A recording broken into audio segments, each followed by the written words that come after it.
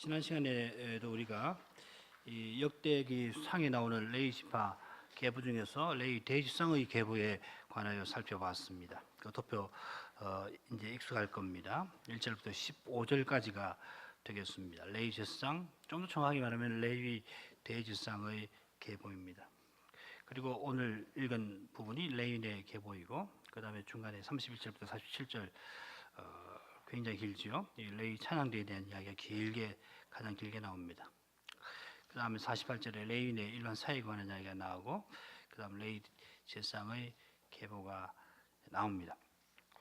말씀드린 대로 레위 제사장의 계보라고 말씀드렸지만은 사실상 대제사장의 계보입니다. 그처럼 대제사장의 계보이긴 하지만은 모든 대제사장을 기록한 계보는 아닙니다. 게다가 이 바벨론 포로에서 돌아온 이후에는 대제사장의 계보를 언급하지도 않습니다. 자, 이건 49절 이하에 나오는 대제사장의 계보에서도 마찬가지입니다. 아론과 그 자손들은 번제단과 향단 위에 분향하며 제사를 드리며 지성소의 모든 일을 하여 하나님의 종 모세의 모든 명대로 이스라엘을 위하여 속죄하니 아론의 아들들은 자손들은 이러하니라. 그 아들은 엘라살이요, 그 아들은 비느하스요, 그 아들은 아비수아요, 그 아들은 붓기요, 그 아들은 우시요, 그 아들은 스라히아요, 그 아들은 무라요시요, 그 아들은 아마랴요, 그 아들은 아히두비요, 그 아들은 사독이요, 그 아들은 아히마스더라. 여기 49절부터 53절, 50절부터 53절까지 나오는 계보는 우리가 지난 시간에 공부한 역대기상 6장 1절부터 15절에 나오는 대제사장 계보보다도 더 축약이 되어 있죠. 그런데 역대상 6장 49절부터 53절에 나오는 계보가 소개하는 대제사장의 계열이 사독과 아히마스로 끝나는데, 바로 이 지점에서 대제사장의 계보는 우리가 다른 역사서에서 알고 있는 내용과 조금 다르게 되어 있습니다. 사무엘상, 사무엘하, 열왕기 상을 보면은 우시 이후로는 아론의 셋째 아들 엘라살 계열이 아니라 아론의 넷째 아들 이다말 계열이 대제사장 직분을 맡습니다. 스라히야가 아니라 이다말의 후손인 엘리가 대제사장으로 봉사를 했습니다. 물론 우시 다음에 스라히야가 아니라 엘리가 대제사장을 맡았다는 것은 성경 기록에 나오는 건 아니고요. 그러니까 스라히야에 바로 이어서 엘리가 대제사장 맡았다 하는 이 기록 자체는 성경에는 나오지 않고 이 요세푸스라고 하는 유대인 역사가가 쓴 책에 나옵니다. 스라히야는 역대상 이외에는 에스라 7장의 우시의 아들로 나오고 있습니다. 이 일 후 바사왕 아닥사스다가 위에 있을 때 에스라라 하는 자가 있으니 저는 스라야의 아들이요 아사랴의 손자요 힐기야의 증손이요 살룸의 현손이요 사독의 5대 손이요 아이두베의 6대 손이요 아마랴의 7대 손이요 아사랴의 8대 손이요 무라요스의 9대 손이요 스라히야의 10대 손이요 우시엘의 11대 손이요 붓기의 12대 손이요 아비수아의 13대 손이요 비느하스의 14대 손이요 엘라살의 15대 손이요 대제사장 아론의 16대 손이라. 이렇게 되었습니다. 여기 보면은 이제 스라히야가 에스라가 스라히야의 10대 손이고 그 위 우시엘, 여기 우시엘이라고 되어 있죠, 그죠? 우시엘이라고 되어 있습니다. 자, 그런데 이 에스라 학사가 아론의 16대 손이라고 했는데, 이건 뭐 우리 당장 역대상 6장 계보와 비교해 보면 큰 차이가 나죠. 6장도 추약되었다고 그랬는데 6장 1절부터 15절로 하면은 아론의 23대 손 되는 여호사닥이 바벨론으로 포로 잡혀 갔습니다. 반면에 에스라 학사는 포로에서 돌아온 분이죠. 그런데 아론의 16대 손이라고 했습니다. 따라서 이 우리말 성경 번역을 원문대로 좀 고쳐야 하겠습니다. 원문대로는 뭐 몇 대 손 숫자가 전혀 나오지 않습니다. 그냥 에스라는 스라야의 아들이요 아사랴의 아들이요 이런 식으로 해서 아론의 아들이라 이렇게 쭉 열거가 되어 있습니다. 숫자가 몇 대 몇 대 몇 대 몇 대 이런 숫자는 전혀 안 나옵니다. 게다가 유대인들은 직계 아들 아니더라도 손자나 증손도 누구의 아들이라 이렇게 표현을 합니다. 에스라서 읽을 때에 숫자가 있는 것으로 생각하지 마시고 그냥 후손과 조상의 관계를 열거를 했고 중요한 조상만 언급했다 이렇게 아시면 됩니다. 그러니까 스라히야가 우시의 직계 아들인가 아니면은 손자냐 아니면 증손이냐 혹은 뭐냐 알기가 참 어렵습니다. 요세푸스가 우시의 아들인 것처럼 그렇게 써놨습니다만은 성경상으로는 잘 알기 어렵습니다. 더욱이 우시 다음에 곧바로 엘리가 대상 노릇했는가 그것도 성경상으로는 입증이 되지 않습니다. 지난 시간에 생각한 대로 엘라살이 대지상이 된 이후로 300년이 지나서 엘리가 대지상으로 봉사를 하는 것이죠. 우리 그대로 연속으로 그 계보를 본다면은 그래서 엘라살, 비나스, 아비스와 붓기, 우시 이 평균하면은 60년을 대지상 제위에 있어야 합니다. 나이 빼고 대지상 봉사한 연한이 평균 60년입니다. 이 전혀 불가능한 것은 아니지만은 여러 면에서 대지상 계보에 나오는 다른 경우들, 예를 들면 스라히야, 모라이엇, 아마리아, 아히둡 사독, 그 다음에 사독 아이마스, 아사랴, 요하난, 아사랴. 비교해 보면은 100년 조금 넘든지, 혹은 이 사독부터 아사랴까지는 얼마나 되는지 모르겠습니다. 그렇게 길진 않거든요. 비교해서 지나치게 제위 기간이 깁니다. 달리 말씀드리면은 엘리가 우시 직후에 곧바로 대지상으로 봉사했다고 단정할 수가 없습니다. 중요한 것은 그보다는 다른 역사서에는 엘리를 비롯해서 아히야, 아히멜렉입니다. 또 아비아달이 대지상 노릇한 것으로 되어 있는데 왜 역대상 6장에서는 이들을 생략해 버렸는가 하는 겁니다. 첫째로 엘리, 아비멜렉, 아비아달과 달리 아비멜렉의 아버지 아히둡은 대지상 노릇을 했다는 역사 기록이 없습니다. 그리고 추정을 할 뿐입니다. 아히둡의 아버지 비누아스는 엘리가 살아있을 동안 제상 노릇은 했죠. 그렇지만 이 아펙에서 있었던 블레셋 전쟁에서 죽었기 때문에 대지상은 되지 못했습니다. 아히둡은 실제 기록에 없습니다만은 아마 대지상 노릇을 했을 것으로 보는 것이 조금 더 개연성이 있습니다. 자, 그러면은 엘리로부터 아비아달까지 모두 넉 대에 걸쳐서 대지상 노릇을 한 것인데 왜 역대기 기자는 이 대지상의 계보를 엘라설의 계보로만 기록하려고 했을까? 이다말 계열인 엘리, 아히둡, 아비멜렉, 아비아달을 왜 생략했을까? 자, 이것이 우리의 물음이었고 지난 시간에 그걸 이렇게 저렇게 생각을 했죠. 오늘도 조금 더 이거 관련해서 생각을 하고 마치죠. 다른 역사서에서 확실히 드러나는 사실은 아비아달이 솔로몬의 등극에 반대해서 솔로몬의 형 아도니아를 지지하는 반역에 가담을 했죠. 그 때문에 솔로몬이 반역 모의를 제압하고는 아비아달을 대지상 쪽에서 쫓아내었다는 사실입니다. 열왕기상 2장 27절 같이 한번 읽어보죠. 아비아달을 쫓아내요.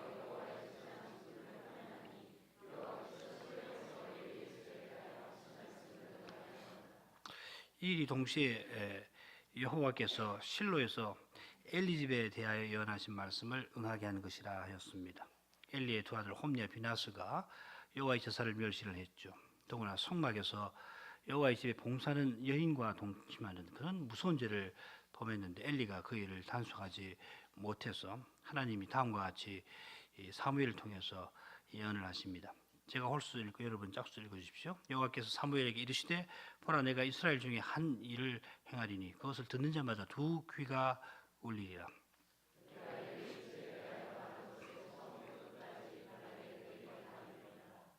내가 그 집을 영영토록 심판하겠다고 그에게 이른 것은 그의 아는 죄악을 인함이니 이는 그가 자기 아들들이 저주를 자청하되 금하지 아니하였음이니라.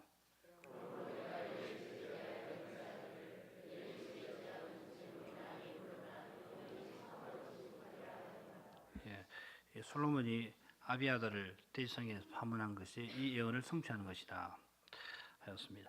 둘째로 이다말의 후손들이 대지상으로 봉사한 역사를 보면은 그 공통점이 있는데 그건 뭐냐면 파괴된 성막, 언약궤가 없는 성막들과 주로 관련이 되어 있다는 점입니다. 이 사실 때문에 지난 시간에 우리가 성막의 역사를 간단히 살펴보았습니다. 홈리와 비나스가 언약궤를 가지고 전쟁에 나가는데 이 블레셋에게 참패하고 언약궤를 빼앗깁니다.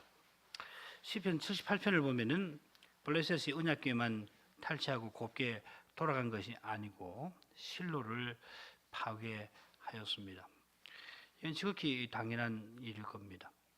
훗날 예루살렘이 바벨론에게 함락될 때에 느부갓네살이 그랬던 것처럼 또 주님 부활하신 후에 다시 예루살렘이 70년에 주후 70년에 로마에게 함락될 때 티투스 장군이 그랬던 것처럼 정복군은 이스라엘의 중심인 성막 또 성전을 파괴해서 거기 사용된 금을 벗겨갖고 기명들을 훔쳐갔습니다. 블레셋이 실로의 제사장들을 죽이고 백성들을 도륙을 했다면은 성막을 곱게 그대로 두었을 리가 없습니다. 우리가 성막을 공부할 때 살펴보았습니다만은 성막을 건축하기 위해서 얼마나 많은 금이나 은이나 동이 필요한지 우리가 살핀 적이 있잖아요. 금 보면 29달란트 730세겔, 은은 100달란트 1775세겔, 노선 70달란트 2400세겔인데 요즘 대략 이 정도 할 것 같은데요. 이 계산해 보면은 성막에 사용된 금은 거의 700억 원에 가깝습니다. 은도 45억 원. 은이 자꾸 값이 오르는데 한 돈에 5천 원을 잡으면은 대략 45억 원. 다 합하면 뭐 노선 빼버렸습니다만은 하여튼 700억이 넘는 그런 큰 돈입니다. 실로의 성막이 파괴되고 다시 재건하려 할 때에 성막 건축을 위한 이 자원이라고 하는 면에서 보더라도 결코 쉬운 일이 아닙니다. 자원만 갖추어서 되는 것도 아니죠. 이 성막 건축은 국가적인 대역사입니다. 국력이 상당히 축적되어 있고 나라가 안정해야 시행할 수 있는 그런 일입니다. 자, 그런 점에서 실로 성막이 파괴되고 다시 노베 성막이 서기까지는 이런 점에서 보더라도 상당한 시일이 걸렸을 것으로 충분히 짐작을 할 수가 있습니다. 더욱이 하나님께서 이스라엘 등불을 끄지 아니하시고 자기 종 사무엘을 보내주셔서 사무엘이 젊어서부터 선자로서 단에서 브엘세바까지 부지런히 하나님 말씀을 전했고 사서로서 평생 이 베델, 길갈, 미스바 순회하면서 이스라엘 다스렸습니다. 이 사사 노릇에 대해서는 좀 사울이 왕이 된 후에도 했을까? 그거는 생각을 해볼 필요는 있을 거예요. 아무튼 이제 자기가 주어진 기간에 이스라엘을 다스렸습니다. 사사로서 사무엘은 미스바 사건을 통하여 이 블레셋을 결정적으로 물리쳐서 그가 사는 동안 블레셋이 이스라엘 경내에 들어오지 못하게 하였다 하였습니다. 괴가 20년 동안 기단 여아림에 있는 동안 사무엘은 말씀으로 백성의 마음을 여호와께로 돌이켰고 제사장으로서 예배를 인도하였고 물론 아론의 자손은 아니지만은 제사장 서리로서 제사를 드린 일을 했습니다. 레인 가운데에서도 어떤 사람은 서야에 의해서 제사장으로 살 수가 있거든요. 사무엘이 어려서 젖을 떼고 어머니 한나에 이끌려 가지고 나시린으로 엘리에게 와서 그 후로 제사장 서리로 이 역할을 실질적으로 제사장 노릇을 했을 겁니다. 사사로서도 큰 일을 행했습니다. 사무엘의 봉사가 있어서 이스라엘이 블레셋 전쟁에서 대패하고 전쟁의 충격과 손실에서 서서히 벗어날 수가 있었을 겁니다. 말하자면 무너진 성막을 다시 세울 여력이 생겨났을 겁니다. 물론 사무엘만 그 시기에 사사로 활동한 것은 아닙니다. 오늘 요거 조금 공부를 좀 하겠습니다. 사무엘이 베델, 길갈, 미스바를 순회하면서 다스렸습니다마는 그 지역은 이스라엘 전역이 아닙니다. 사사는 왕과 달라서 어떤 지역에 국한해서 재판 일을 맡거나 침략군을 포함해서 싸웠습니다. 그러니까 동일한 시기에 여러 명의 사사가 함께 활약했을 수가 얼마든지 있습니다. 나중에 이 통계를 보면은 연대를 보면 나오지만 삼손만 하더라도 엘리 그리고 사무엘과 같은 시대에 살았고 엘리와 비슷한 엘리보다 조금 후에 사사 노릇을 했을 거로 추정이 됩니다. 우리는 사사기에서 삼손 이야기를 읽고 이어서 그 다음 사무엘상으로 와가지고서 엘리 이야기를 읽으니까 이 삼손 이후에 엘리가 역사에 나타나서 사사로서 활용한 줄로 생각을 하기 쉽죠. 되게 성경이 그렇게 되어 있으니까 삼손이 죽고 그 다음에 하나님 엘리를 세워가지고서 사사 노릇을 하게 하시고 그 다음에 또 마지막 사사 사무엘이 사사 노릇을 했구나 이렇게 생각합니다만은 연대를 자세히 대조해 보면 그렇지 않습니다. 먼저 넓게 연대를 정한 다음에 삼손의 연대로 좁혀 나가죠. 먼저 사사 시대가 얼마 정도인지를 한번 생각을 해보겠습니다. 열왕기상 6장 1절 같이 한번 읽어보죠. 이스라엘 자손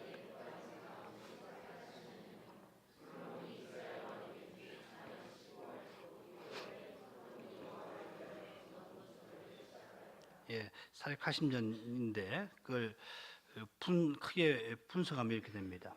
출애굽부터 가나안 정복까지는 40년 걸렸죠. 출애굽기 16장 32절 밑에 이스라엘 자손이 사람 사는 땅에 이르기까지 40년 동안 우리 잘 알고 있는 내용입니다. 그 다음에 사울이 왕이 되어가지고 통치한 기간이 40년입니다. 그 사도행전 13장 21절 보면은 바울 사도 설교에 나오죠. 그 후에 저희가 왕을 구하거늘 하나님이 베냐민 지파 사람 기스의 아들 사울을 40년간 주셨다가 그 다음에 다윗의 통치도 역시 40년입니다.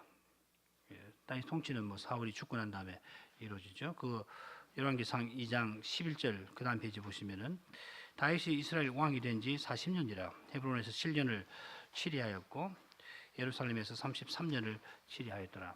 자, 그리고 빼면은 이제 가나안 정복 시기로부터 해서 사울이 등극하기 전까지가 360년이 나옵니다.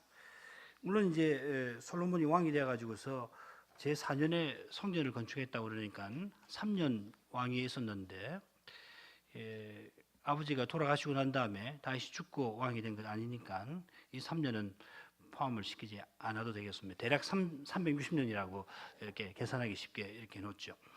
자, 그런데 사사시대 말기에 입다가 사자를 보내어서 입다 잘 아시죠?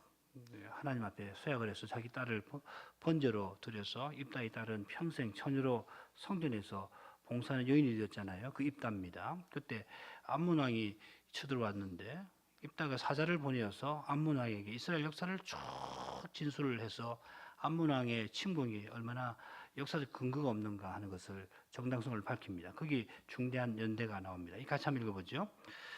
이스라엘이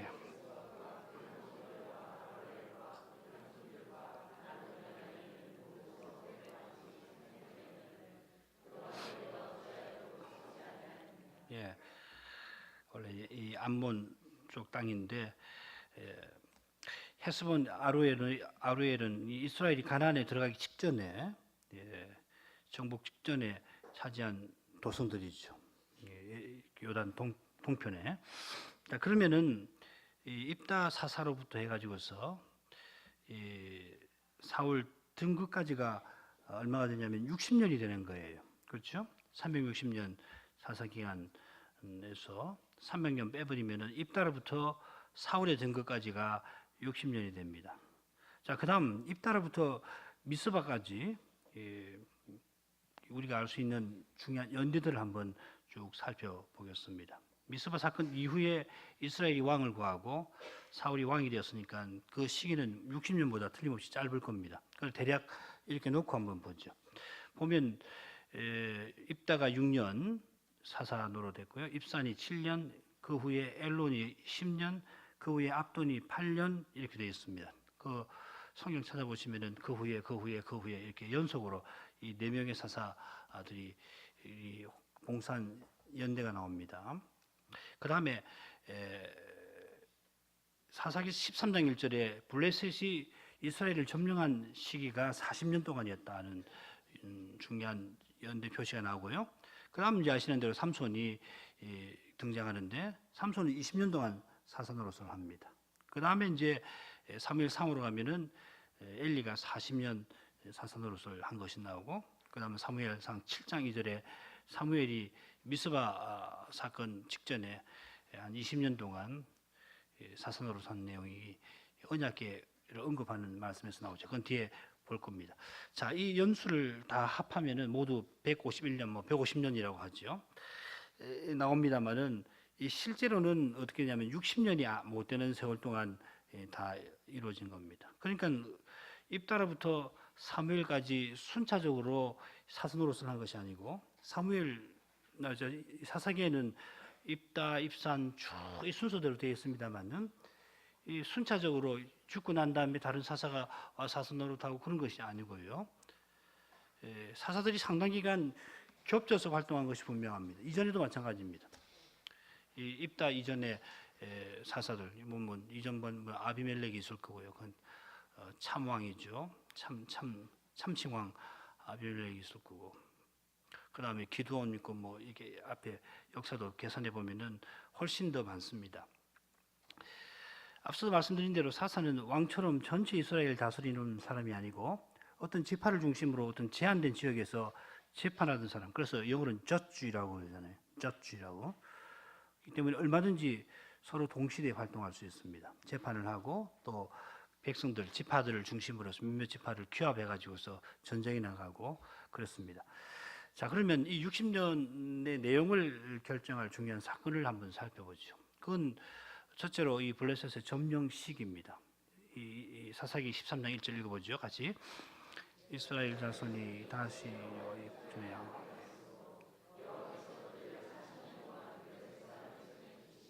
이 말씀은 사사 삼손 이야기가 시작되기 직전에 나옵니다.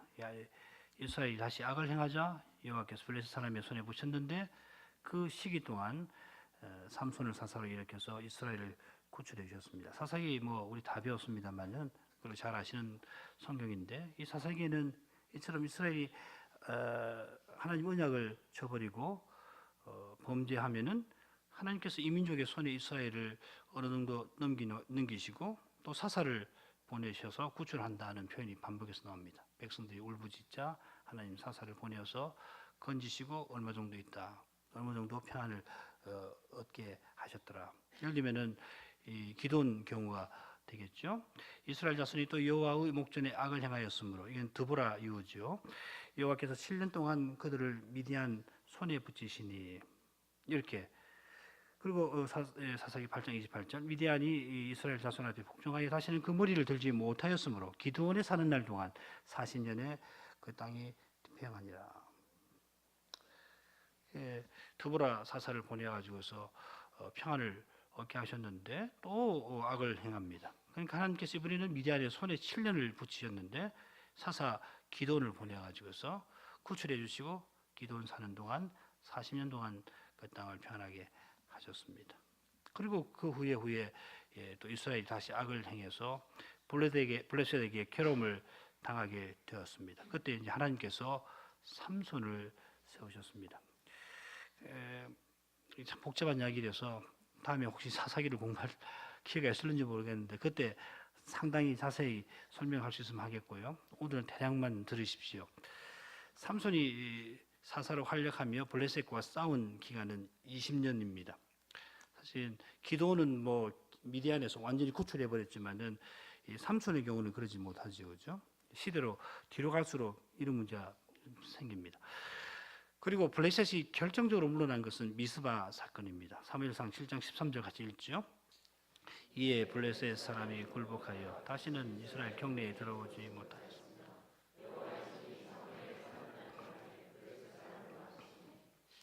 이 말씀들을 놓고 보면은 삼손이 사사로 활약했던 시기하고 엘리가 활약했던 시기가 겹치고 사무엘이 생존했던 것, 사무엘이 이 사사로 봉사한 시기와도 틀림없이 이렇게 저렇게 겹칠 것 같습니다. 엘리가 지금 조금 어려운데 엘리가 삼손보다 좀 이전으로 추측이 됩니다. 엘리 자, 물론 누구와 얼마나 어느 기간에 겹쳐졌는가 이거 확실하게 알기는 어렵습니다. 성경 가지고 이걸 알아내기는 거의 불가능합니다. 사울이 이 길보아 전쟁에서 죽기 얼마 전에 사무엘이 세상을 떠나게 되죠. 자, 그러면은 사울이 왕으로 있는 기간 중에 적어도 30년 이상 사무엘이 함께 살고 있었던 것이 분명합니다. 어떤 주장에 따르면 이 길보아에서 사울이 죽기 1년 전에 사무엘이 세상을 떠났을 것이다. 이런 주장도 있습니다. 자, 이렇게 보면은 미스바 사건은 사무엘이 40세나 50세 되었을 즈음에 있을 것으로 추측이 됩니다. 거기서 언약궤가 기란 여아림에 있던 20년 동안 선자로 사역을 했었으니까 대략 20세나 30세의 선자로 부름을 받았을 겁니다. 그래서 소년 사무엘이라는 표현이 나오죠. 그 시기가 삼손이 사사로 봉사하기 시작한 그 직후로 보입니다. 엘리는 40년 사사 활동을 마치는 시점이 되죠. 엘리 시대의 아벡에서 이스라엘이 블레셋에 대패한 사실은 삼손이 사사로서 홀로 이스라엘의 군대 노릇을 한 것을 설명해 줄 겁니다.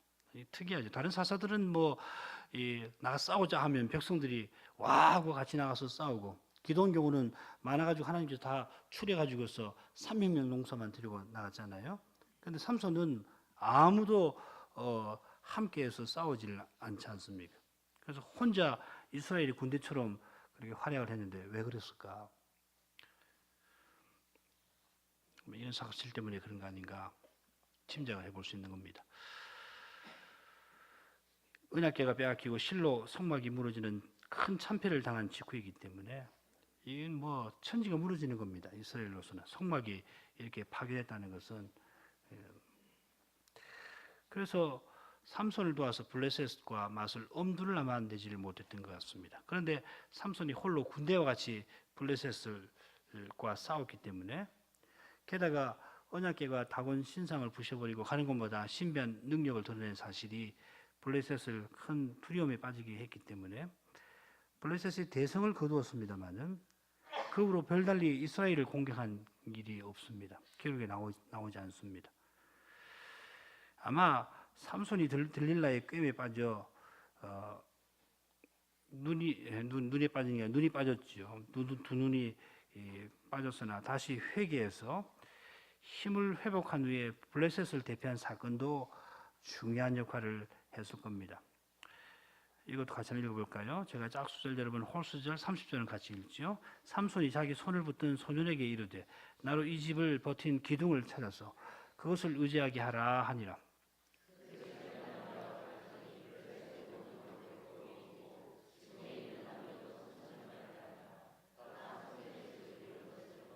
삼손이 여호와께 부르짖어 가로되 주 여호와여 구하옵소서, 나를 생각하옵소서. 하나님이 구하옵나니 이번만 나로 강하게 하사 블레셋 사람이 나의 두 눈을 뺀 원수를 단번에 갚게 하옵소서 하고,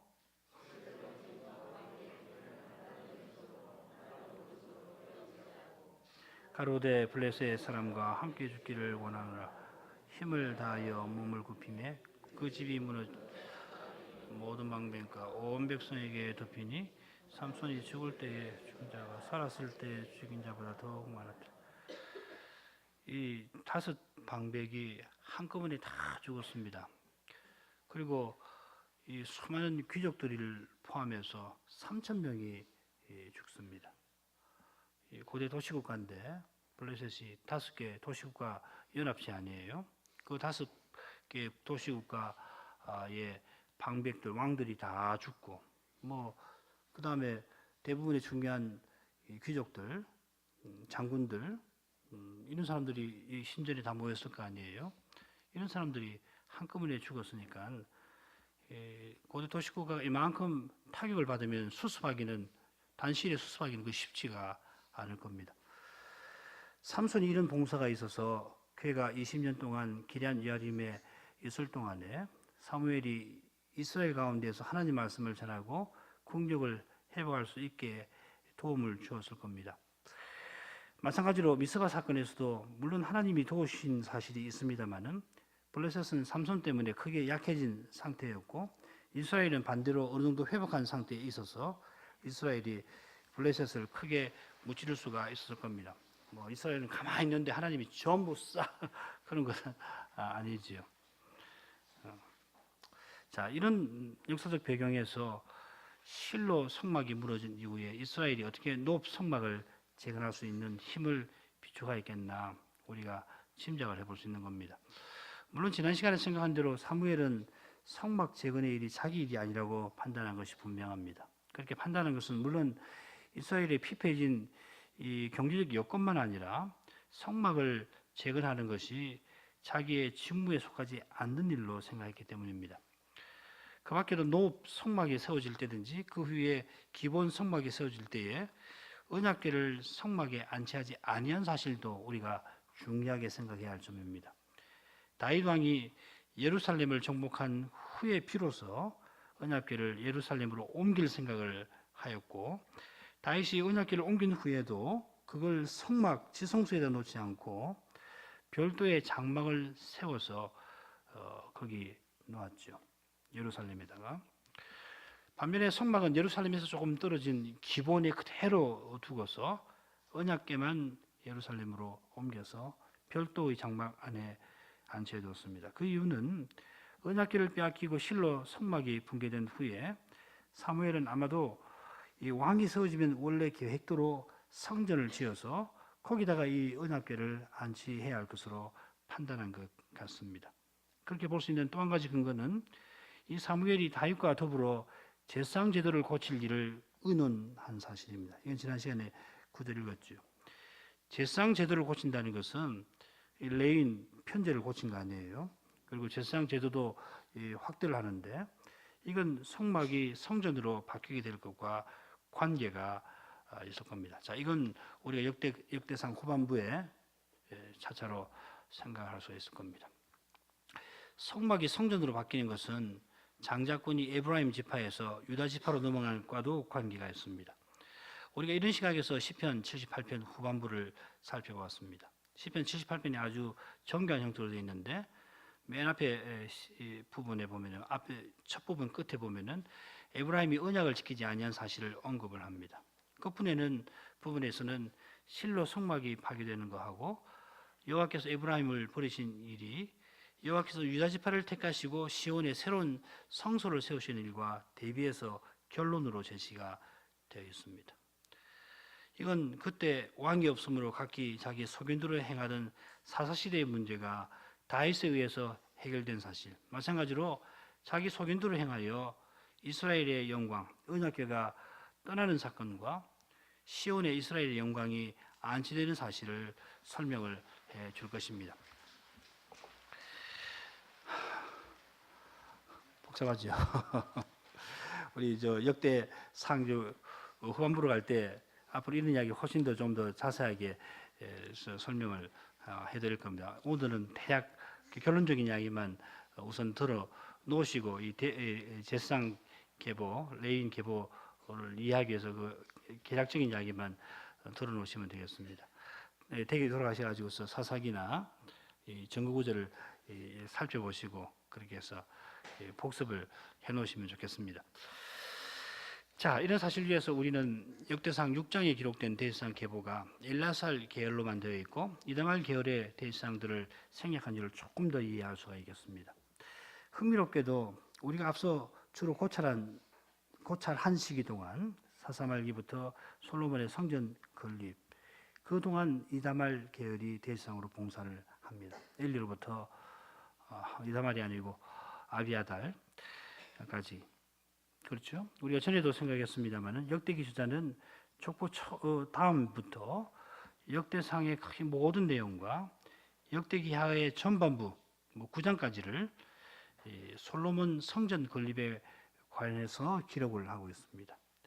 거룩한 선자는 다윗의 생애도 솔로몬의 생애도 주로 이 성전 건축과 관련해서 기록해 놓았습니다. 그런 관점에서 볼 때 이다말 계열의 대제사장들이 봉사하던 시기는 사실상 역사적 의미가 없는 겁니다. 역대기 선지자는 포로에서 돌아와서 성전을 재건한 당대 교회에게 성전에 임재하시는 여호와 하나님을 바라보도록 하고 있습니다. 비록 그들이 처한 역사적 현실은 페르시아 속국 신세에 불과하고 식민지 백성으로서 고단한 삶을 매일 꾸려갈 뿐이고 절망스럽고 어두운 장래밖에는 보이지 않습니다. 그러나 사사시대 말기에 여호와의 영광이 이스라엘을 떠났다고 할 만한 그런데 이카봇의 시대에도 여호와께서 그들을 버리지 아니하시고 마침내 삼손이나 사무엘이나 다윗을 쓰셔서 그 영광을 친히 드러내셨습니다. 이다말 계열의 대지상의 그 족보를 생략함으로써 오히려 이런 역사를 상기시키는 것이 아닌가 합니다. 물론 우리가 레위기 6장 전체를 다 살핀 다음에는 이 사실을 조금 다른 각도에서 볼 수가 있을 겁니다. 그러면 조금 더 풍부하게 교훈을 생각할 수가 있을 겁니다. 그건 다음번에 또 생각하더라고. 우선 이 15절까지를 이만큼 생각을 하죠. 자, 그러면 이제 두 번째 오늘 읽은 부분 간단하게 살펴보고 마치겠습니다. 이건 굉장히 간단합니다. 이 부분은 크게 둘로 나눠집니다. 16절부터 19절 전반절까지 그리고 19절 후반부부터 30절까지 레위 아들들, 직계 아들들 관한 그 다음에 레위 사람들의 집들의 계보입니다. 16절 처음에 레위 아들들은 하고서 게르손, 그앗, 무라리가 언급되고 그리고 게르손, 그앗, 무라리 아들의 이름이 기록이 되어 있습니다. 그런데 19절 후반절에 가면은 레위 사람들의 집들이 그 종족을 따라 그 조상을 따라 이러하다 하고서는 게르손, 그앗, 무라리에게서 나온 그 후손들이 조금 더 자세히 언급이 되어 있습니다. 자, 이것은 역대기상 6장이죠. 6장 1절부터 15절에 나오는 대지상 계보와는 달리 레위인의 계보에 해당됩니다. 제상 역할을 맡지 아니한 레위인들 계보입니다. 제상은 뭐 잘 아시는 대로 그앗의 손자 아브람이죠. 아므람의 아들 아론의 집에서 나옵니다. 그러니까 이 아론의 집을 제한 레위인의 계보가 되겠습니다. 첫째 단락에서 레위의 아들들이 언급되고 세 아들이 언급됩니다. 그런데 둘째 단락에서는 이 세 아들의 아들만 아니라 후손도 언급이 됩니다. 게르손 같으면 게르손, 림니, 야핫, 심마, 요아, 이또, 세라, 여아들에 해서 8대손까지 또 무라리도 마찬가지입니다. 무라리, 말리, 림니, 시므이, 우사, 시므아, 학기야, 아사야. 그래서 각각 똑같이 8대손까지 기록되어 있습니다. 근데 반면에 그앗은 조금 복잡합니다. 우리 성경에 기록된 대로 표시하면 다음과 같습니다. 그앗, 아미나답, 고라, 아실, 엘가나, 에비아삽, 아실, 다핫, 아리엘, 우시아, 사울 이렇게 끊겨버립니다. 마치 끊긴 듯이 되어 있습니다. 그다음 엘가나 아들은 아마세와 아이못이라 했고 또 끊깁니다. 또 엘가나가 나오고 소베, 나핫, 엘리압, 여로함, 엘가나 이렇게 또 족보가 이어지는 것처럼 써놨습니다. 그리고 또 끊겨요. 사무엘 아들들은 요엘, 그 다음은 아비야라 이렇게 되어 있습니다. 우선 엘가나라고 하는 이름이 여러 번 나오죠. 4번 나올 겁니다. 24절 끝에 나오는 사울, 샤울인데 샤울에서 25절에 나오는 엘가나로 이어질 때에 그 아들은 엘가나이며 이렇게 되어 있지 않고 우시아의 아들은 사울이라고 해놓고 그다음 25절에 가면 그냥 엘가나의 아들들은 아마세, 아히못이다 이렇게 되어 있습니다. 그리고 26절로 가면은 엘가나로 말하면 그 자손은 이러하다 이렇게 되어 있어요. 그리고 소베, 나핫, 엘리, 여로함, 엘가나 이렇게 되어 있습니다. 그러다가 또 28절에서도 사무엘의 아들들은 하고서 또 족보가 끊기는 것처럼 되어 있습니다. 근데 실은 끊기는 게 아니고 쭉 이어집니다. 그걸 어떻게 알 수 있냐면 그 다음 단락에서 확인을 할 수가 있습니다. 역대기상 6장 33절부터 38절인데요. 이 찬양대의 그 계보입니다. 그 다음 시간에 할 거니까 읽지는 않겠습니다. 자, 이 말씀은 역대기상 6장 22절 조금 전에 읽었던 그앗 계보하고는 역순으로 되어 있습니다. 그래서 이 편의상 성경 기록과 반대로 이 레위 그앗부터 하겠습니다. 레위 이스라엘은 빼버리고요. 그앗 이스라엘 금방 위에 읽지 않은 6장 33절부터 38절은 어떻게 되냐면 그앗 이스라엘 고라 에비아삽 아실 다핫 스바냐 아사랴 요엘 엘가나 아마스 마핫 엘가나 숲 도아 엘리앱 그다음에 여로함 엘가나 사무엘 요헬. 사무엘의 아버지가 엘가나라고 하는 것은 여기 사무엘상 1장에 나오죠, 그죠? 그게 에브라임 사람이라고 에브라임 사람 엘가나라고 되어 있는데 에브라임 지파 사람이 아니라 레인으로서 에브라임 그 지경에 살던 레인이란 말이죠. 자, 그렇고요. 아까 우리 읽은 역대기상 6장 22절하고 비교해 보십시오. 상당히 비슷하죠. 그와 아미나다 고라 아실 엘가나 에비아삽 아실 다핫 아리엘 우시아 사울 엘가나 아마스 엘가나 소베 나핫 엘리압 그다음에 여로함 엘가나 사무엘 요엘. 현저하게 차이 나는 두 계보를 비교하면 현저하게 차이 나는 부분들도 있고 서로 겹치는 부분들도 있습니다. 위의 계보에는 엘가나가 3번 나오는데 밑에는 4번이 나옵니다. 그아스의 아들이 위에서는 이스라엘인데 밑에서는 아미나답이라 나와 있습니다. 아마 동일인일 겁니다. 두 개 이름을 아마 가졌을 가능성은 없습니다. 둘째로 역대기상 6장 22절부터 28절의 계보에서 4번째와 5번째 아실과 엘가나는 역대기상 6장 33절부터 38절에는 언급이 되어 있지 않습니다. 아마 대부분의 학자들은 후대의 필사자들이 실수를 해가지고 써놨을 거라고 그러는데 몰라요. 알 수가 없습니다. 아무튼지 이 두 대는 차이가 납니다. 그렇지만은 전체적으로 봐서 대수가 비슷한 거 보면은 역대기상 6장 22절부터 28절 우리말로는 대가 끊긴 것처럼 보이지만은 그렇지 않고 쭉 그 계보가 이어진다는 것을 알 수가 있습니다. 물론 게르손과 모라리 자손도 다릅니다. 두 계보는 역대기상 6장 20절부터 21절 우리 아까 읽은 부분이죠. 그리고 29장부터 30절 오늘 읽은 본문입니다. 거기보다 역대기상 6장 39절부터 43절, 44절부터 47절 다음 시간에 볼 부분에서 이 두 자손의 계보가 훨씬 길게 나옵니다. 물론 역대기상 6장 31절부터 47절 여기에는 전체 레인의 계보는 아니고 찬양대의 계보가 기록이 되어 있습니다. 6장 31절 32절 한번 읽어보죠. 언약궤가 평안한 곳을 얻은 후에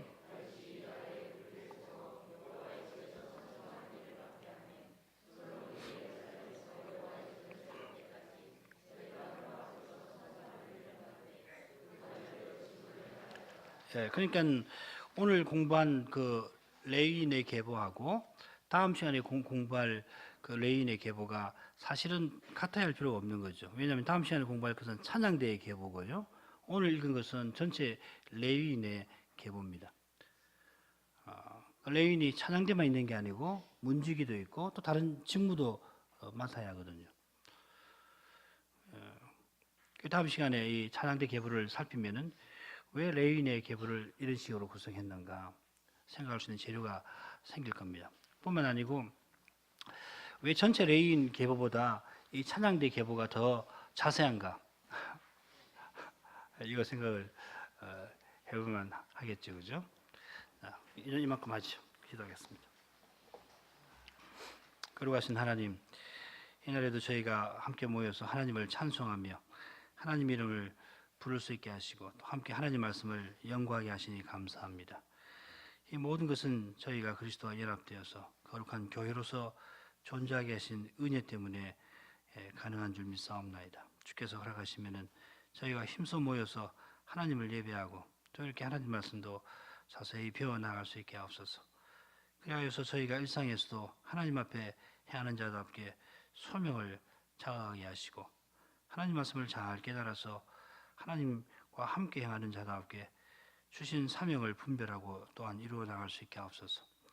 저희의 소명과 사명을 통하여서 하나님 이름이 영광을 받으시게 하옵시고 저희도 그로 인하여서 참된 기쁨과 만족을 얻을 수 있게 하옵소서. 예수 그리스도 이름으로 기도합나이다. 아멘.